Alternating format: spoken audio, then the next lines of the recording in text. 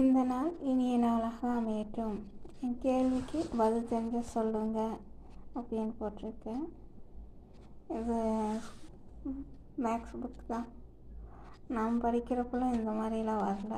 இப்போ நிறைய டெக்னாலஜி நிறைய இது வந்திருக்கு. இதில் வேணால் போட்டால் என்ன கேள்வி வேணால் கேளுங்க, பதில் சொல்கிறேன். அப்படியெல்லாம்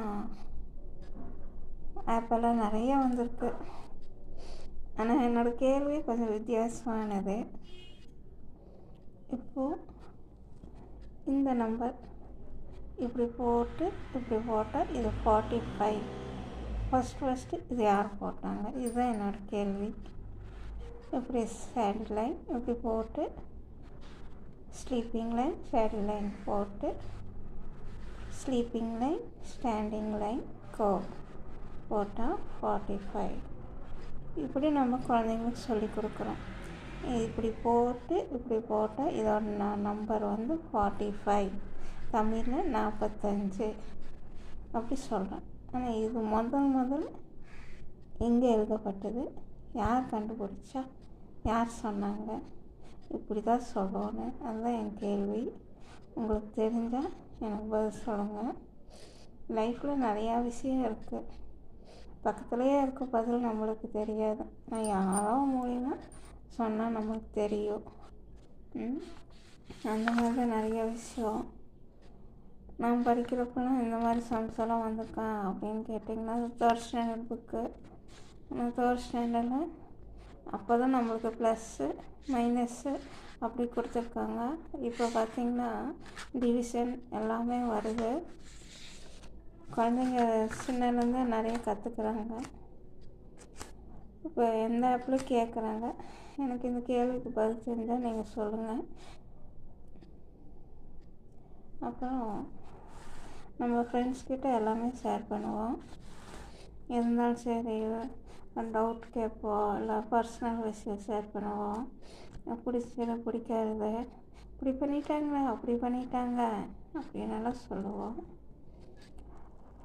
அது மாதிரி ஃப்ரெண்ட்ஸு பர்த்டே வந்தால் என் ஃப்ரெண்டுக்கு பர்த்டே, என் ஃப்ரெண்டு ஃபங்க்ஷன், அங்கே போகிறேன் இங்கே போகிறேன் எல்லாம் சொல்லுவோம். ஒரு நாள் என்னாச்சு, எங்கள் அம்மாவுக்கு பர்த்டே, எங்கள் அப்பாவுக்கு பர்த்டே இன்னைக்கு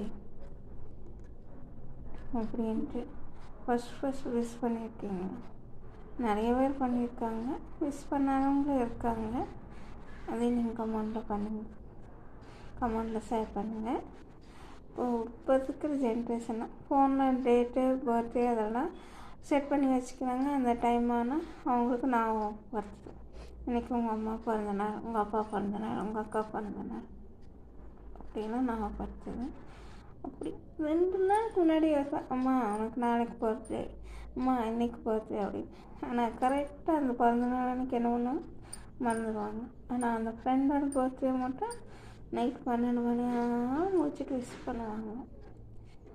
ஏன்னா ஃப்ரெண்டு எல்லாம் ஷேர் பண்ணுவோம். அம்மா அப்பா என்ன பண்ணுறோம், ஸ்ட்ரிக்ட் பண்ணுறோம். நீ அதை பண்ணாத இதை பண்ண படி, ஒரு அவங்கள ரொம்ப டார்ச்சர் பண்ணுறோன்னு அவங்க மைண்ட் செட் அப்படி.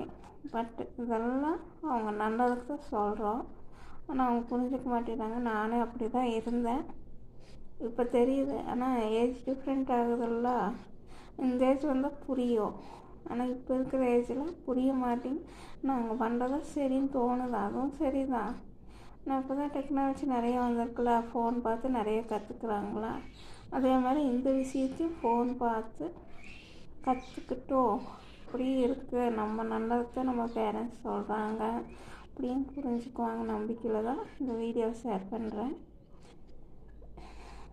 இன்னொருக்கா சொல்கிறேன், இப்படி போட்டால் 45 என்ன இங்கே ஃபஸ்ட்டு போட்டாங்க, யார் என்ன சொன்னாங்க, எப்படி சொன்னாங்க, எங்கே முதல்ல எழுதுனது? இந்த கேள்விக்கு பதில் தெரிஞ்சால் எனக்கு கமெண்டில் பதில் பண்ணுங்கள். தேங்க்யூ.